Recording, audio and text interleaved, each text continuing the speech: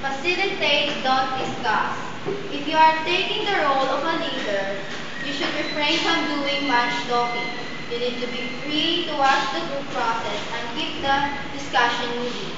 And make sure everyone is involved in the process. Being relatively quiet will not be easy for teachers who are used to be the information source and resident fully in the discussion at the same time. Then, encourage quiet group members. Helping quiet or shy people to participate is a challenge. It helps to make eye contact with them and smile. You may direct simple questions to them or draw on their personal experience or expertise. The educators disagree on whether reticent people should be forced or required to speak during a discussion. There an experience that if you direct easy questions to them or draw on experience, quiet group members are not too unthreatened. It is also important to direct questions and comments to a variety of people, not just simply out the quiet ones. Then don't allow monopolies. It is just as challenging to keep some people quiet as it is to encourage others to talk.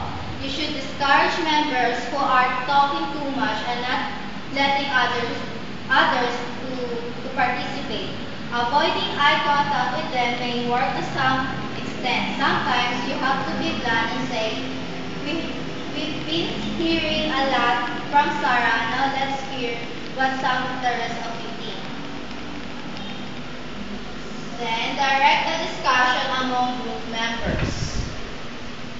Part of the leader's role is to direct the discussion between and among members of the group. Most comments should not be addressed directly to the leader.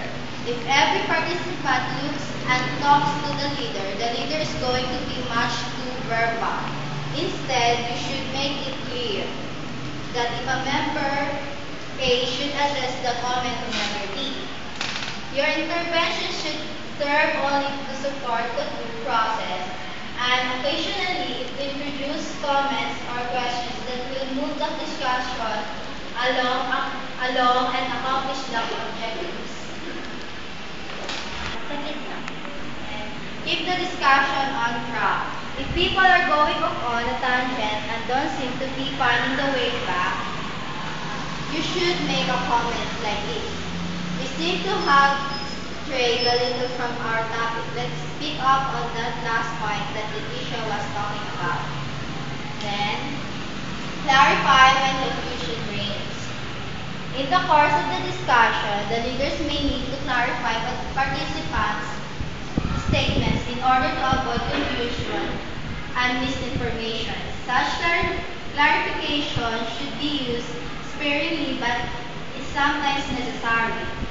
Rewarding what a person has said may also help other group members to learn the art of clear self-expression.